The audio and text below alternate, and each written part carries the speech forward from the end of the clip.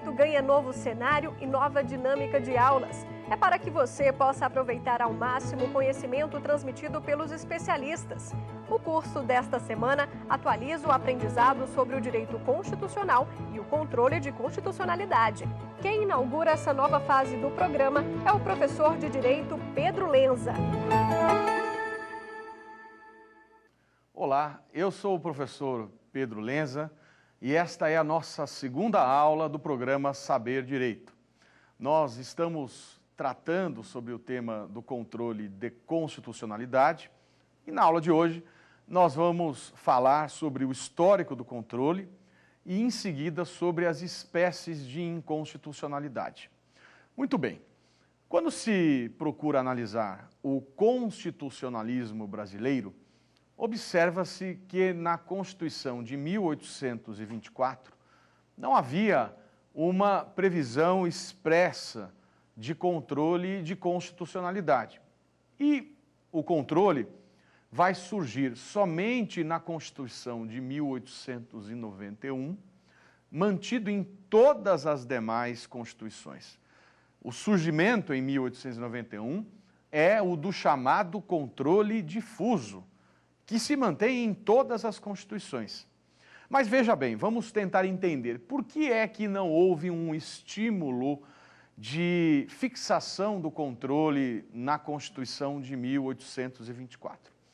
Poderia dizer ou trazer dois elementos que pudessem justificar, que podem justificar essa situação. O primeiro é o chamado dogma da soberania do parlamento.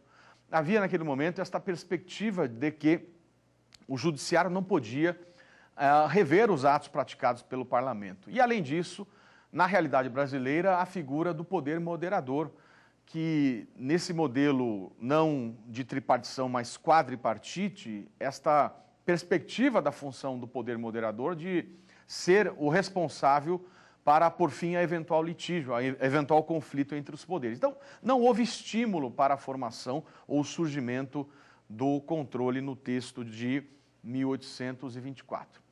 Pois bem, no texto de 1891, por influência do modelo americano e um trabalho muito forte de Rui Barbosa, se tem a previsão pela primeira vez do modelo de controle difuso de constitucionalidade. A gente poderia dizer que esse modelo de controle difuso surge no texto de 1891, como dissemos, e se mantém em todas as constituições, inclusive no texto de 88. Chegamos ao texto de 1934. E no texto de 34, nós temos a manutenção do controle difuso e o surgimento de três novidades importantes. O primeiro é a previsão da chamada cláusula de reserva de plenário. O surgimento da denominada cláusula de reserva de plenário se deu no texto de 34, que no texto atual de 88 está previsto no artigo 97. Na aula sobre controle difuso, nós vamos falar um pouco sobre a chamada cláusula de reserva de plenário. Esta é a primeira novidade do texto de 34. A segunda novidade é a previsão da adia interventiva.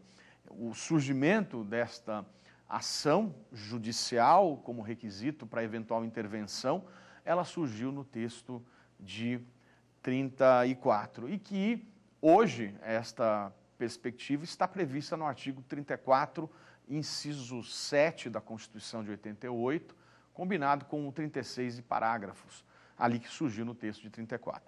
Eu colocaria também o surgimento do papel do Senado Federal no texto de 1934, que hoje está no artigo 52, inciso 10, e que teremos uma aula para discutir se realmente este papel do Senado continua como surgiu no texto de 34. Esse é um grande debate sobre uma perspectiva de eventual mutação constitucional do artigo 52.10. Um grande tema que traremos à luz de um precedente em que se analisou a questão do amianto. Esse é um assunto muito interessante que falaremos nas próximas aulas. Muito bem. Vamos agora chegar ao texto de 37, e o texto de 37, ele é marcado por um momento histórico. Como todos sabemos, O texto de 37, ele está dentro deste contexto do período ditatorial e, naturalmente, diante desta hipertrofia do poder executivo e, portanto, do esvaziamento do poder judiciário, o tema do controle ele é realmente desestimulado, é esvaziado, e há uma previsão na Constituição de bastante importância que eu queria citar. O artigo 96 da Carta de 37 diz o seguinte, 96, parágrafo único: no caso de ser declarada a inconstitucionalidade de uma lei que, a juízo do presidente da República, o ditador, seja necessária ao bem-estar do povo, a promoção ou defesa de interesse nacional de alta monta, veja as expressões, bem-estar do povo, promoção e defesa de interesse nacional de alta monta, que ele, presidente, entender que é esta situação, poderá então o presidente da República submetê-la novamente ao exame do parlamento e, se este a confirmar por 2/3 de votos em cada uma das casas, ficará sem efeito a decisão do tribunal. Eu não estou aqui dizendo que eu estou diante de uma perspectiva de superação da jurisprudência da Corte por meio de ato político-legislativo. Estou dizendo que eu estou diante de uma situação de cassação da decisão do Judiciário por ato político-legislativo. Então, esse é um tema muito interessante que teremos uma aula também para falar desses chamados diálogos institucionais entre o Poder Judiciário e o Poder Legislativo. Muito bom. Diante disso, se percebe a falta de estímulo para o controle de constitucionalidade. Vamos agora ao texto de 46.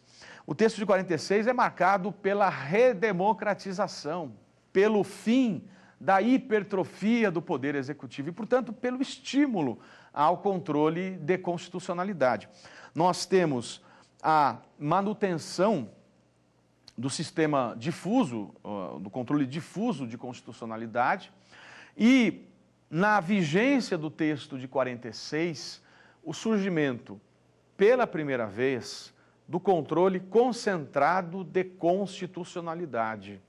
E o que eu quero dizer na vigência? Porque não foi com o texto de 46, foi na vigência em razão da emenda constitucional número 16, de 26 de novembro de 1965. Portanto, praticamente aí 20 anos depois da vigência do texto de 46, surge pela primeira vez no modelo brasileiro o controle concentrado de constitucionalidade. Só que a situação é bastante curiosa, porque o controle concentrado surgiu com uma característica muito grande, qual seja a existência de um exclusivo legitimado para a propositura da chamada representação interventiva. Esse exclusivo legitimado era o Procurador-Geral da República, que, com exclusividade, poderia, de modo discricionário, propor eventuais ações. Eu tenho que concordar e reconhecer que esta característica de previsão do controle concentrado com exclusividade nas mãos do Procurador-Geral da República, naquele momento histórico, não estimula a ação de controle concentrado, e eu justifico. Naquele momento histórico, portanto, 1965, o Ministério Público estava atrelado ao Poder Executivo. O Procurador-Geral da República era demissível ad nutum, não tinha as formalidades, as garantias que o texto de 88 colocou.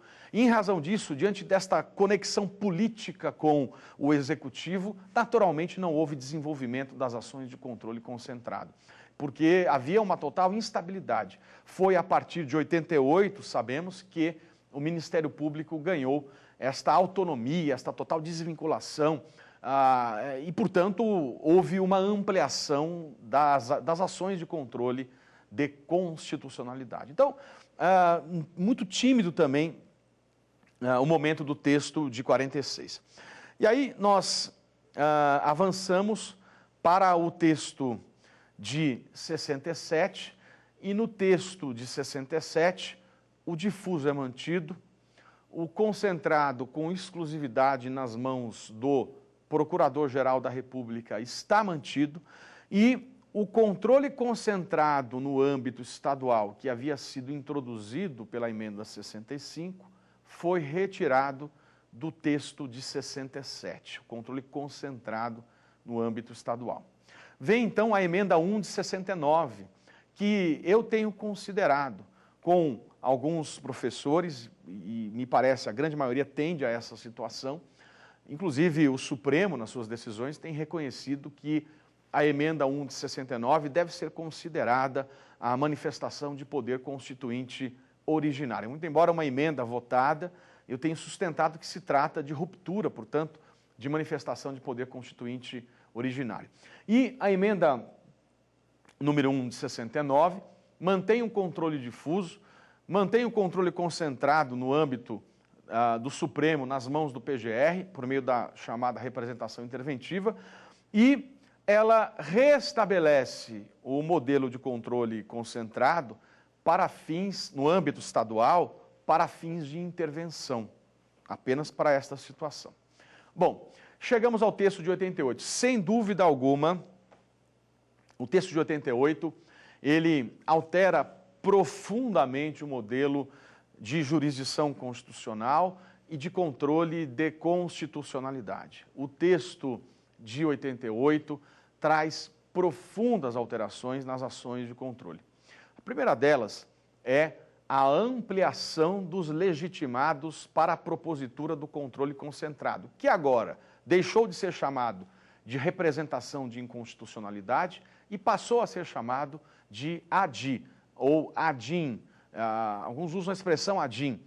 O Supremo tem uma resolução que define o uso de siglas, e no uso desta definição do Supremo, falamos em ADI, ADI. E os legitimados, portanto, para esta ação estão elencados no rol taxativo do artigo 103.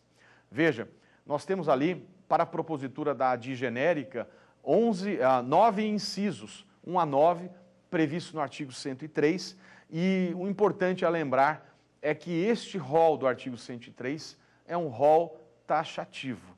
E, portanto, se pensar numa ampliação de legitimados, é necessária e indispensável uma emenda à Constituição que introduza o inciso 10, o inciso 11, etc. Então, o rol taxativo, mas ampliado, inclusive com a possibilidade de participação da sociedade por meio de partido político. Então, você tem uma ampliação bastante interessante e a previsão, pela primeira vez, também aqui, do Executivo podendo propor as ações, a ADI genérica. Então, há uma ampliação desses legitimados, portanto, um estímulo maior à provocação da jurisdição constitucional. Esta é a primeira grande novidade, a ampliação dos legitimados para propor a ADI. Mas é também no texto de 88 que surge pela primeira vez uma ação chamada arguição de descumprimento de preceito fundamental. A ADPF surgiu no texto de 88 e veio a ser regulamentada somente por meio da Lei 9882 de 99. Levou 11 anos para a regulamentação da ADPF, portanto, desses 11 primeiros anos de vigência do texto, todas as ações ADPFs que eram propostas não foram conhecidas, porque não tinha regulamentação. Tratava-se aqui, sem dúvida, de uma norma constitucional de eficácia limitada que dependia de regulamentação.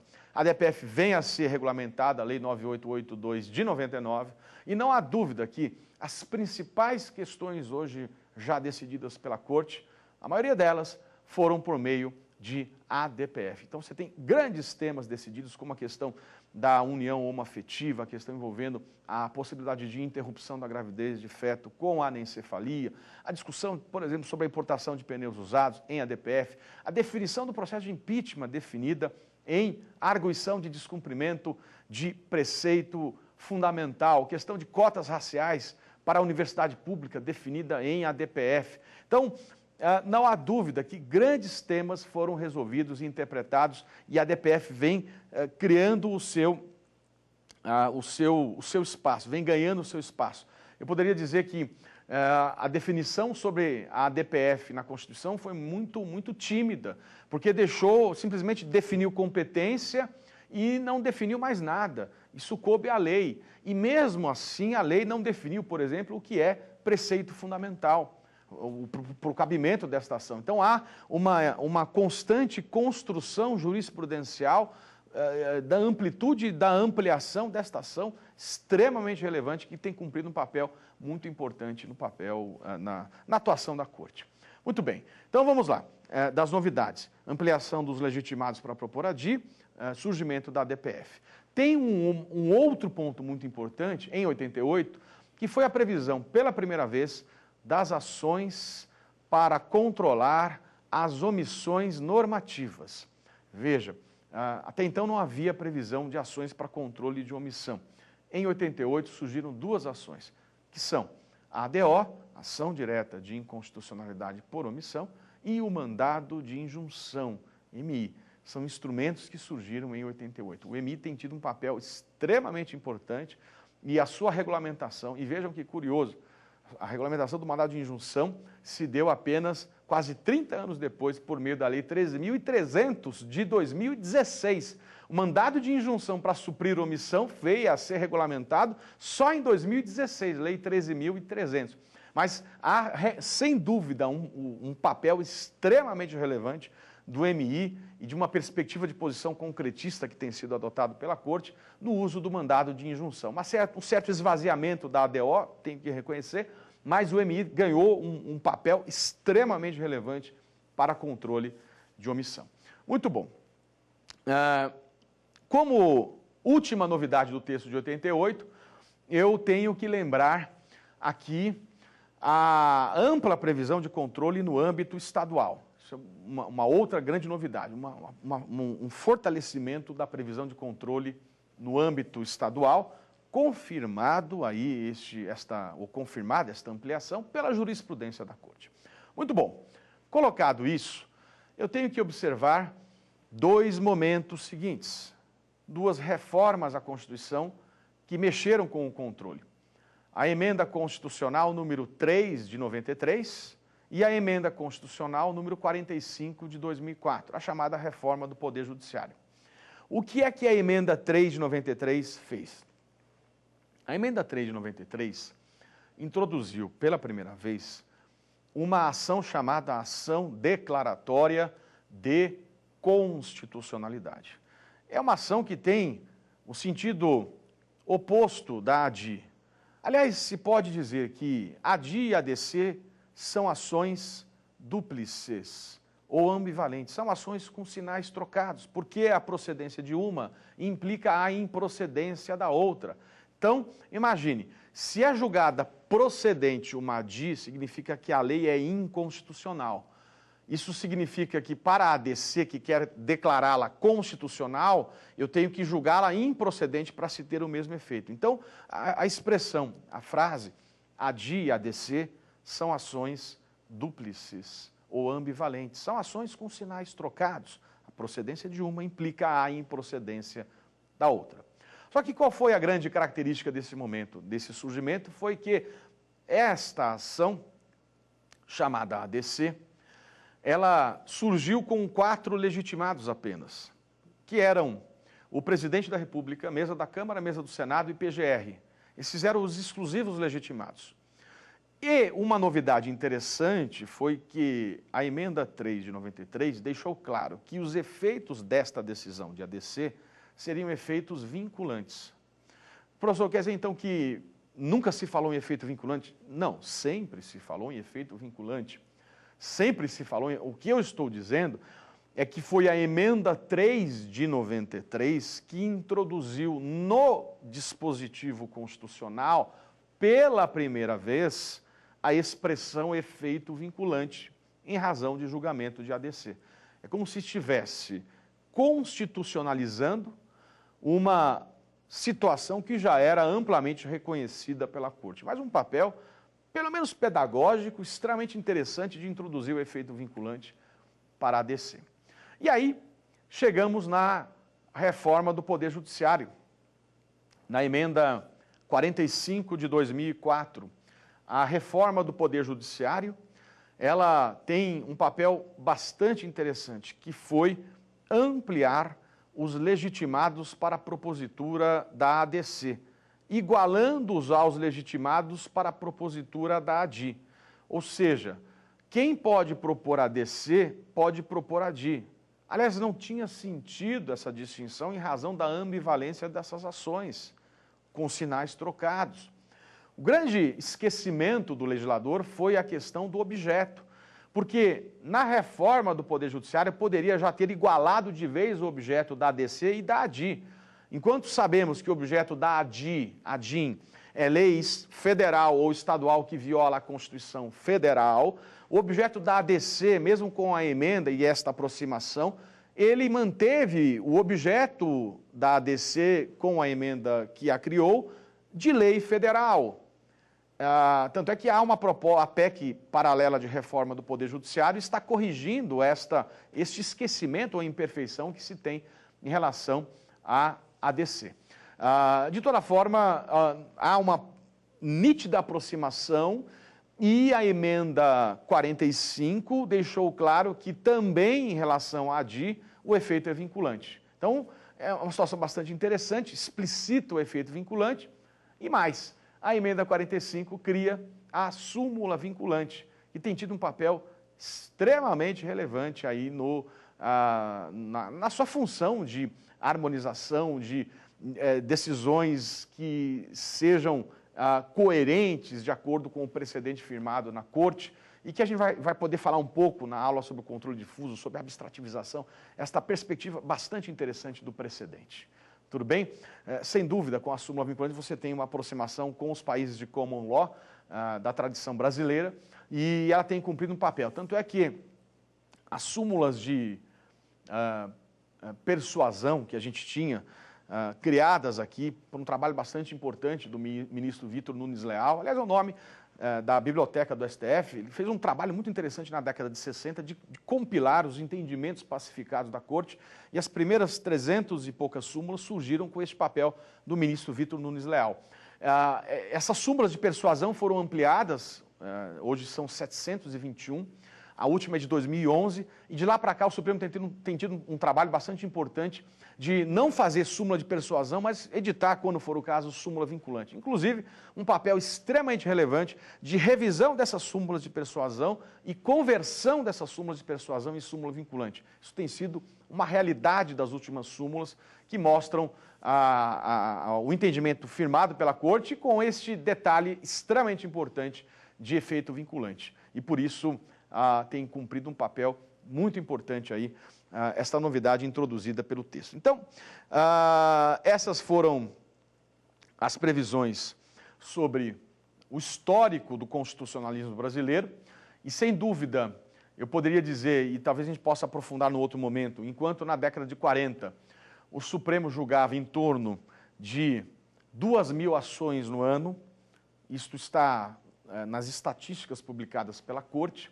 A partir de 88 há uma explosão de julgamentos e chegando a Corte a julgar um número impressionante de 160 mil processos no ano, há uma média de 100 mil processos anos e, sem dúvida, a ampliação dos legitimados para a propositura da ADI contribuiu com esta inegável realidade que o ministro Fux, em uma decisão bastante importante que a gente comenta na aula sobre momentos do controle, denominou de supremocracia. Muito bom. Vamos agora falar sobre as espécies de inconstitucionalidade. Falamos sobre o histórico e vamos então agora falar sobre as espécies de inconstitucionalidade. Basicamente, nós poderíamos identificar a inconstitucionalidade por ação, quando há o surgimento do ato normativo, e a inconstitucionalidade por omissão, quando existe vamos chamar assim, a inércia do responsável pela normatização. Normalmente aqui podemos falar do poder legislativo e todos aqueles que eventualmente têm que normatizar de acordo com o preceito da Constituição. Ação e omissão. Para combater a denominada síndrome de inefetividade das normas constitucionais, vimos no histórico que surgiram dois remédios, a ADO e o mandado de injunção. Mas eu foco aqui para apresentar as espécies de inconstitucionalidade na chamada inconstitucionalidade por ação ou positiva. Basicamente, nós vamos falar em vícios de inconstitucionalidade. Eu vou estabelecer a previsão de 3 vícios de inconstitucionalidade: vício formal, vício material e vício de decoro parlamentar. Formal, material e vício de decoro parlamentar. Começo falando sobre vício formal e vício material, que são os mais comuns, e lanço a perspectiva do vício de decoro parlamentar, que ainda não foi apreciada pela Corte, mas uma perspectiva bastante interessante. Muito bem. Qual a diferença entre vício formal e vício material?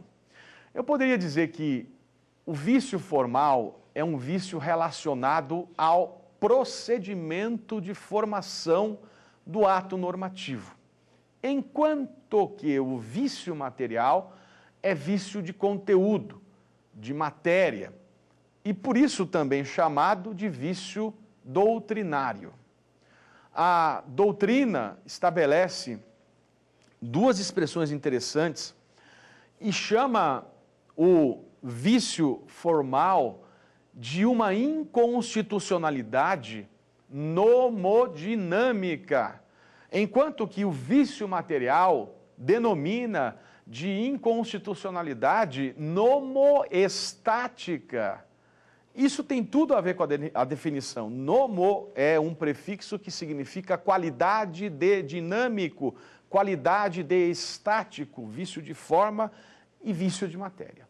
E o vício formal, ele vai se dividir em 3. Vamos pegar o vício formal e vamos dividi-lo em 3. Vício formal orgânico, vício formal propriamente dito e vício formal por violação a pressupostos objetivos do ato. É uma expressão de Canotilho e que foi introduzida no Brasil num trabalho muito interessante do professor Clemerson Merlin Cleve, do Paraná, e que o Supremo tem utilizado. Vou repetir os 3 tipos de vício formal: vício formal orgânico, vício formal propriamente dito e vício formal por violação a pressupostos objetivos do ato. Então, vou falar de cada um deles, depois do vício de matéria, depois do vício de decoro parlamentar. Vamos firmes, vamos lá. Vamos falar agora sobre vício formal orgânico. Vamos conceituar o vício formal orgânico. O vício formal orgânico é um vício relacionado à competência federativa para legislar. O que eu quero dizer com isso? A Constituição definiu o papel de cada ente federativo. Eu não posso dizer que uma lei municipal é hierarquicamente inferior a uma lei federal. Não se pode dizer isso. Eu não posso confrontar uma lei municipal em face de uma lei federal. O eventual conflito entre lei municipal e lei federal é problema de constitucionalidade e não de legalidade. Tanto é que é uma das hipóteses de cabimento de recurso extraordinário para a Corte. O problema é saber, quando o município legislou sobre aquela matéria, se de acordo com a Constituição, esta atribuição era de interesse local municipal ou era, por exemplo, competência da União. O município, por exemplo, legisla sobre a obrigatoriedade do uso do cinto de segurança. Isso é uma realidade, um precedente do Supremo. E o Supremo decide que legislar sobre a obrigatoriedade do uso do cinto de segurança é competência da União, porque isso, artigo 22.11, é trânsito e transporte. A lei municipal, ela é inconstitucional porque tem um vício formal orgânico. O ente federativo que tinha atribuição constitucional para legislar não era o município, e sim a União. Veja, este assunto, ele é extremamente cobrado em concurso público, para aqueles que se preparam para concurso público. Por quê? É um tema de uma incidência e uma recorrência muito grande na Corte.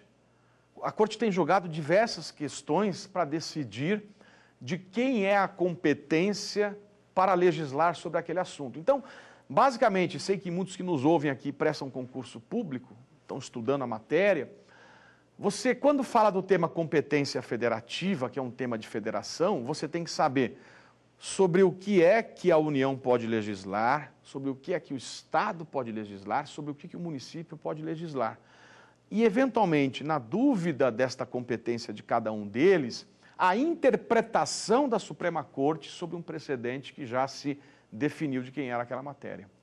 Veja que interessante. Então, basicamente, as matérias estão formalmente previstas nos artigos 21, 22, 23, 24, 25 e 30 da Constituição. 21, competência exclusiva da União, 22, competência privativa da União para legislar, 23, competência comum, 24, competência concorrente, 25, competência dos estados e 30, competência de município. Basicamente, você tem a definição nesses dispositivos, a denominação e a interpretação da Corte. Eu tenho um outro precedente interessante que eu queria trazer para vocês, é o exemplo da Lei Paulista, número 11.819 de 2005, que legislou sobre interrogatório por videoconferência. Veja, uma lei do Estado de São Paulo legislou sobre interrogatório por videoconferência. E depois de diversos questionamentos, esta lei foi discutida no habeas corpus 90.900.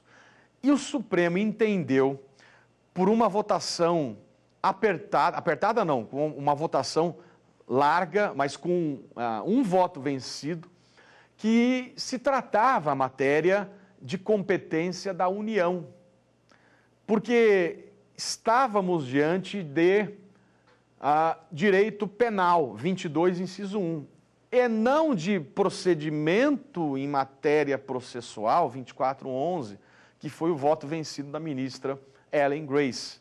Ou seja, reconheceu-se neste habeas corpus que a legislação que admitia o interrogatório por videoconferência no âmbito estadual era inconstitucional. Portanto, nulificaram o interrogatório realizado.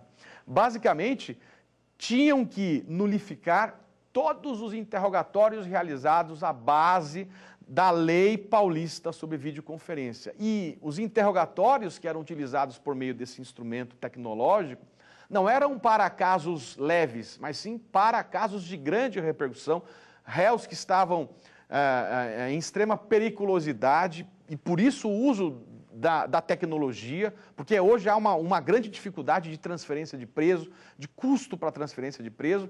Então, todos esses interrogatórios foram tidos como nulos. Olha que coisa. Tiveram que, como foi em habeas corpus, ter o seu reconhecimento em ações individuais depois. O parlamento, diante desta situação que acontecia, o julgamento foi realizado no dia 30 de outubro de 2008, menos de 3 meses depois, no dia 8 de janeiro de 2009, o parlamento acordou, diante da grave situação que se via nessa interpretação, e editou a Lei Federal 11.900, que trata do interrogatório por videoconferência. Uma lei que, na minha visão, não tem vício formal mais, não há dúvida, e nem vício material, porque ela fez uma ponderação interessante quando se tratava aí sobre o uso da videoconferência. Naturalmente que poderão questionar o aspecto material, qual seja a eventual violação ao princípio do devido processo legal, do direito de presença do magistrado. Esse é um outro grande debate. Eu tive uma preocupação muito grande no livro, no nosso direito constitucional esquematizado, e eu fiz um quadro que me parece muito relevante das principais decisões da Corte envolvendo a questão federativa. Então, são várias decisões. Como eu disse, isso tem uma repercussão muito grande. Então, por exemplo, aqui, a gente tem o julgamento da ADI 2847, em que se discute a questão de loterias e jogos de bingo.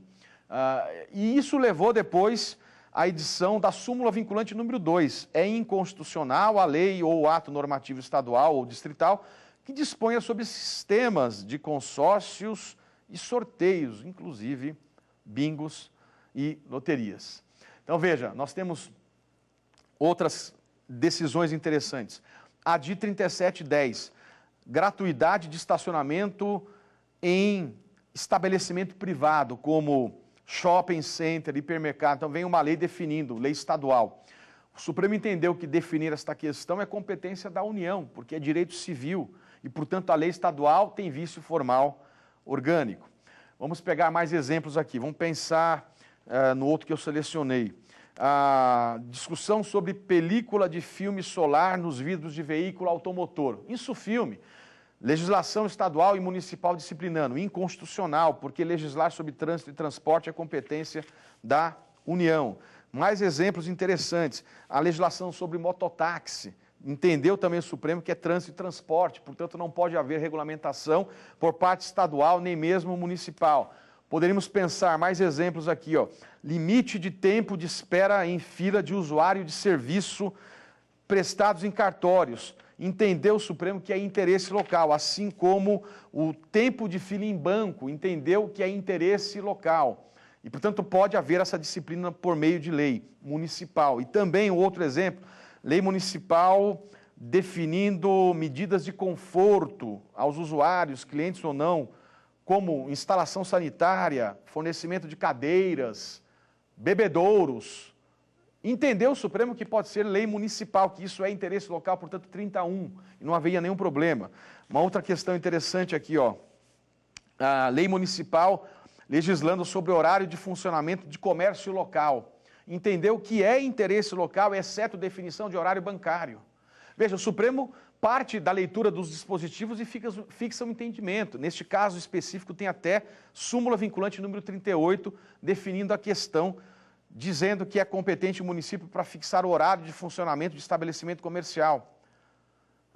Ou então, a súmula vinculante 49, a partir de um precedente julgado pela Corte, dizendo que ofende o princípio da livre concorrência, lei municipal, que impede a instalação de estabelecimentos comerciais do mesmo ramo em determinada área. Então, você tem diversas decisões interessantes aqui da Corte, definindo de quem é aquela atribuição. Muito bom. Agora, nós vamos avançar e vamos falar sobre o vício formal propriamente dito. O vício formal propriamente dito. O vício formal propriamente dito, eu vou dividi-lo em subjetivo e objetivo.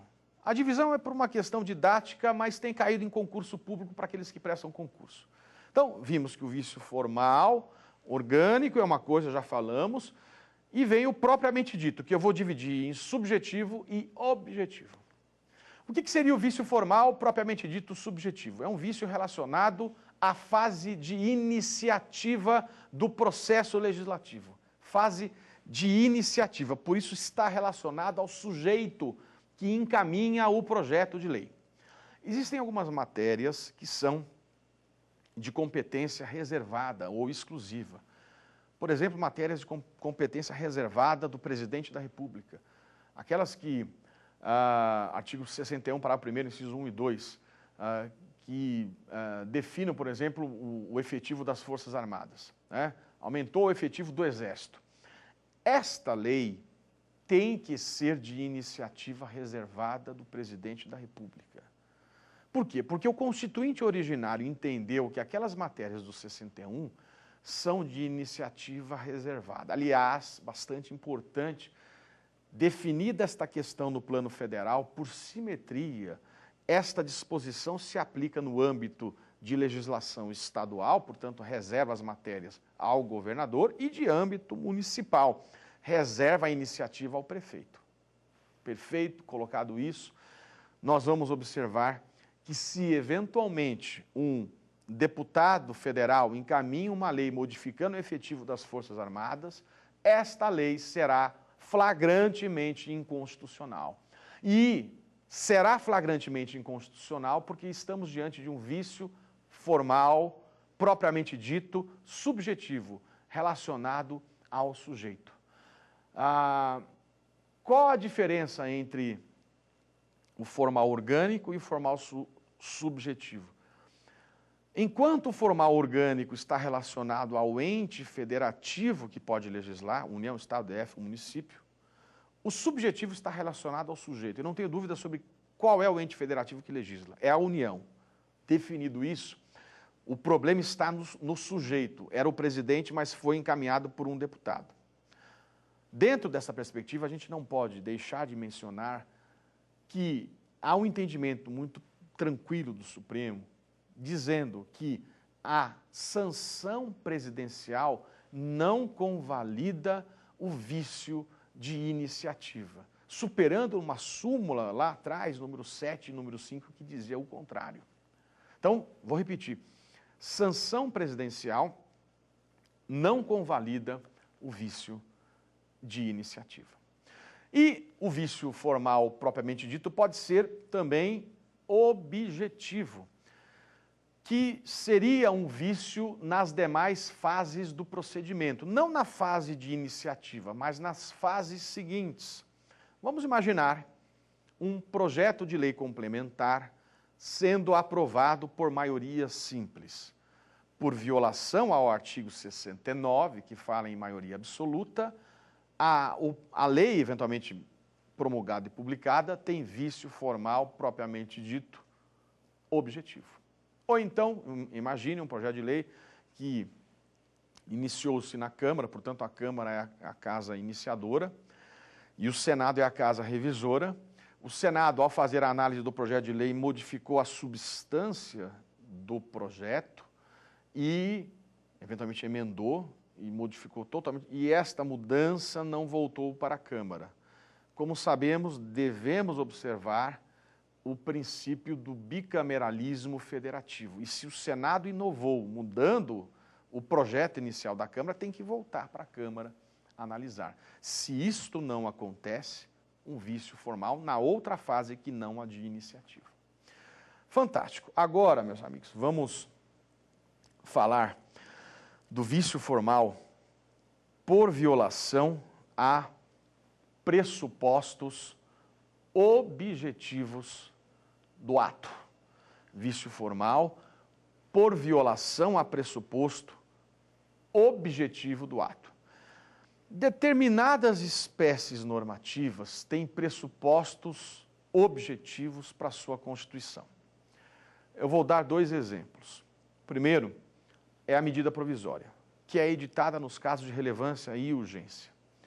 Se eventualmente o presidente edita uma MP sem relevância e sem urgência, esta MP tem vício formal por violação a pressuposto objetivo do ato. A pessoa quer dizer que é possível o judiciário controlar relevância e urgência? O Supremo tem dito que sim, com grano salis, ou seja, de maneira bastante cuidadosa, pode sim o Supremo analisar relevância e urgência. Tem precedentes nesse sentido a reconhecer, com muito cuidado, para não invadir a autonomia do Executivo na identificação de relevância e urgência. Isso daria um outro grande tema para um debate, para aprofundamento, mas que não cabe nesse momento. Tudo bem?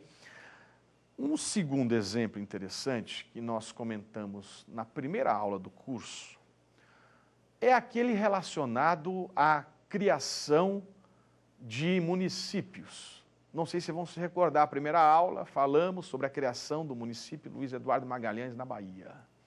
E dissemos que Luiz Eduardo Magalhães na Bahia foi criado por um procedimento de desmembramento, formação do município de Barreiras. Desmembrou uma parte. E esta criação se deu por meio da lei estadual do Estado da Bahia, que criou Luiz Eduardo Magalhães pelo procedimento do desmembramento, formação. Naquela aula eu li para vocês o artigo 18, parágrafo 4º, e coloquei ali que a disposição da Constituição estabelece uma regra muito clara. Como é que se criam municípios? Por lei estadual. Só que esta lei estadual tem que observar 3 pressupostos objetivos, que são 18, parágrafo 4º da Constituição. A existência de uma lei complementar federal, um estudo de viabilidade municipal e o plebiscito. Se um desses pressupostos não for observado, vício formal por violação a pressuposto objetivo do ato. E tivemos o reconhecimento da nulidade da lei que criou Luiz Eduardo Magalhães com base em vício formal. Na aula número 1, na primeira aula do curso, nós explicamos o que aconteceu, houve um efeito, uma modulação de efeitos, e depois veio a emenda 57, que introduziu o artigo 96 ao ADCT e que convalidou essa situação. Apresentamos isso na primeira aula. Então, esse é um bom exemplo de vício formal por violação a pressuposto objetivo do ato. Muito bem, agora vamos falar de vício material. O vício material é vício de conteúdo, de matéria. E nessas situações o Supremo vai analisar o conteúdo daquele ato normativo. Por exemplo, se eventualmente ele viola o princípio da isonomia. Até é possível, e muitas vezes é necessário que se faça, por exemplo, uma discriminação para, a partir da discriminação, preenchermos o requisito da isonomia substancial ou material. Não é porque, eventualmente, um concurso discrimina pessoas pelo sexo que eu vou estar diante de uma inconstitucionalidade material. É possível, com muita tranquilidade, dizer que aquele concurso só podem se inscrever pessoas do sexo feminino porque é para ser servidor da polícia feminina do estado tal. É óbvio que eu posso diferenciar homens e mulheres numa situação como essa, e inclusive, dependendo da carreira que for ser exercida, posso inclusive discriminar em razão do próprio vigor físico. Tanto é que existe concurso público que exige uma prova eliminatória de vigor físico, porque no exercício da função se exige o vigor físico. Então, o que eu quero mostrar é que não é porque existe discriminação que o vício formal, o vício material existe. Muitas vezes, naquela clássica lição de Aristóteles, que foi trazida por Rui Barbosa, na conhecida oração aos moços formandos do Largo São Francisco, eu tenho que tratar, de fato, igualmente os iguais, mas desigualmente os desiguais na medida da sua desigualdade, para que se chegue a uma igualdade substancial. E esta é a perspectiva. Então, tem que se ter um cuidado em relação ao vício material. Uma lei pode ter vício formal e vício material. Ela pode ser duplamente viciada. E aí o Supremo vai analisar a questão, sob qualquer aspecto. Aliás, vale a pena lembrar que a causa de pedir nas ações de controle é chamada de causa de pedir aberta.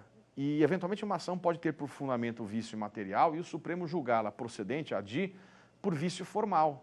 É o que se chama de causa de pedir aberta, que me parece, mesmo que diante do advento do novo Código de Processo Civil, esse entendimento permanece. Tem uma certa dúvida em relação à necessidade do eventual contraditório ali, discuto isso no livro, porque há alguns fundamentos no CPC que eu deveria abrir para as partes se manifestar. Mas diante da marca de estarmos diante de processo objetivo, que é o processo do controle, tem se debatido ainda essa questão. Mas não há dúvida que a causa de pedir é aberta nas ações de controle. Tudo bem? Bom, agora eu quero falar sobre o chamado vício de decoro parlamentar. Eu vou contar um pouco como surgiu esta questão. Eu estava uma vez dando um curso em Brasília, e neste curso, alguns alunos, depois que eu expliquei o vício formal e o vício material, vieram conversar comigo. Professor, que tipo de vício seria se, eventualmente, o projeto de lei foi aprovado porque houve compra de votos? Essa questão foi colocada. Que tipo de vício seria isso? não há vício de forma, não há vício de matéria, mas o que levou à aprovação do projeto de lei foi a compra de votos. Isso se discutia em relação à reforma da Previdência. Muito bem. Eu disse, não é vício de forma, não é vício de matéria. Vamos ter que criar uma nova classificação. E no intervalo, no cafezinho do curso, uma aluna fez a proposta: professor, este comportamento do parlamentar não viola o decoro? Eu falei, interessante. Vamos ler o que diz o artigo 55, parágrafo 1º da Constituição. Diz o seguinte: é incompatível com o decoro parlamentar, além dos casos definidos no regimento interno, o abuso das prerrogativas asseguradas a membro do Congresso Nacional ou a percepção de vantagens indevidas. Eu vislumbrei, diante desta perspectiva, que, de fato, numa situação como esta, de abuso de prerrogativa e, sem dúvida, percepção de vantagem indevida, que nós estávamos diante de vício de decoro parlamentar. Esta era uma realidade de uma representação apresentada à época à Procuradoria-Geral da República, que foi arquivada, porque não havia comprovação dos escândalos que o mensalão trazia naquele momento. Aquilo dependia de uma apuração em ação penal. E a ação penal tramitou durante muito tempo na Corte, ação penal 470, sem dúvida o processo que tomou o maior tempo da Corte, um acordo com mais de 8.000 laudas, impressionante, e ao final se reconheceu em uma das decisões envolvendo que houve, de fato, uma situação que reconhecia a compra de votos. Diante disso, foram propostas 3 ADIs no Supremo. ADI 4887, ADEPOL, ADI 4888, Confederação dos Servidores Públicos do Brasil, e ADI 4889, Partido Político, PSOL, que discutem justamente o eventual vício de decoro parlamentar no caso específico da reforma da Previdência. Essas ações já têm parecer da Procuradoria-Geral da República dizendo que, de fato, a tese é bastante interessante. Vício na formação da vontade no processo legislativo. A PGR reconhece esta possibilidade, só que no caso concreto, ela diz o seguinte: no mensalão, no julgamento da ação penal 470, foram condenados tantos parlamentares por esta dita antes suposta compra de votos. E se descontar o número desses parlamentares da votação, este número que se exclui, ele não impacta na votação.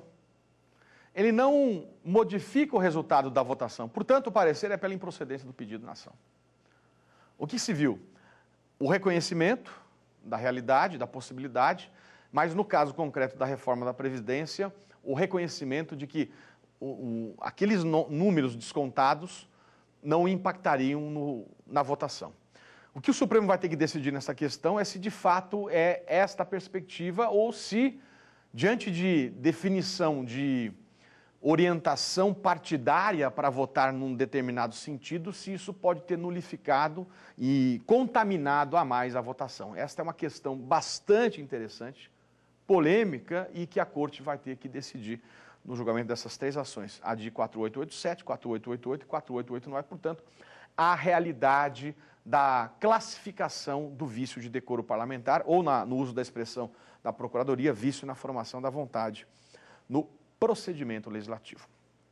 Eu queria terminar a aula de hoje trazendo uma situação interessante que a gente coloca lá no nosso direito constitucional esquematizado, que eu, na hora de definir em qual capítulo colocar, eu coloquei dentro do capítulo das espécies de inconstitucionalidade, que é o tema da aula de hoje. Além do histórico, falamos sobre espécies.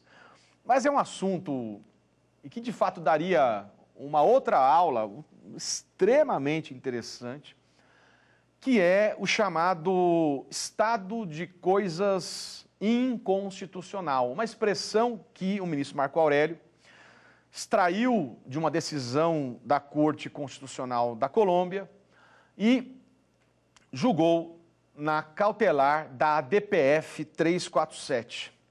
Ainda haverá julgamento de mérito e, portanto, extremamente interessante. Segundo decidiu Sua Excelência, presente quadro de violação maciça e persistente de direitos fundamentais decorrentes de falhas estruturais e falências de políticas públicas e cuja modificação depende de medidas abrangentes de natureza normativa, administrativa e orçamentária, deve o sistema penitenciário nacional ser caracterizado como estado de coisas inconstitucional.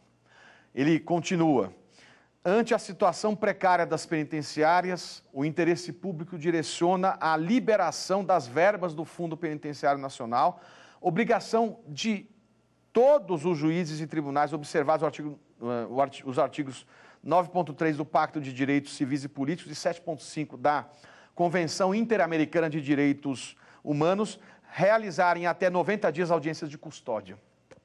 Então você tem aqui uma situação bastante interessante. Primeiro, da fundamentação, trazendo o direito internacional, o direito convencional, extremamente, cada vez mais presente na Corte isso, a influência do modelo do direito, dos tratados e convenções internacionais, e esta perspectiva de estado de coisas inconstitucional, uma situação de latência e que, sem dúvida, foi o fundamento para o conhecimento e concessão da ordem no habeas corpus coletivo número 143.641, julgado pela segunda turma, que, ao julgar esta questão no dia 20 de fevereiro de 2008, disse que concedeu a ordem para determinar a substituição da prisão preventiva por domiciliar de mulheres presas em todo o território nacional, que sejam gestantes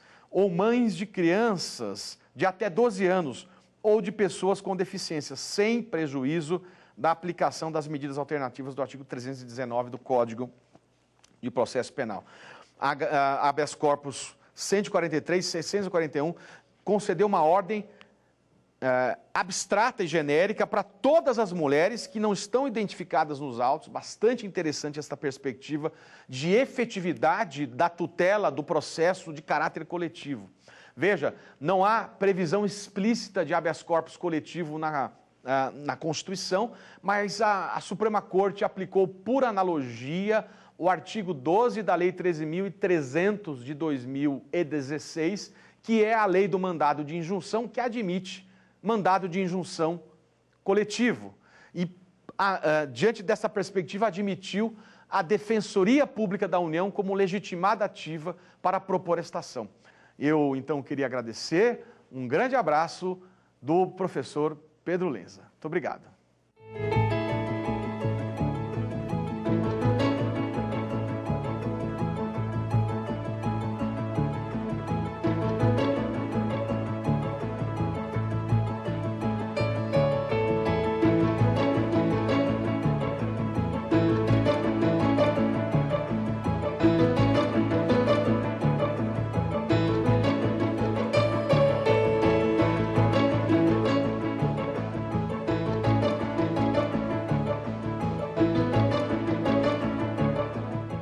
Ficou com dúvidas? Agora você pode gravar sua pergunta e mandar para a gente. Lembre-se de gravar com o celular na horizontal. Mande a sua questão para o nosso e-mail saberdireito@stf.jus.br ou para o nosso WhatsApp 992606116. E você também pode estudar pela internet. Basta acessar o site tvjustiça.jus.br.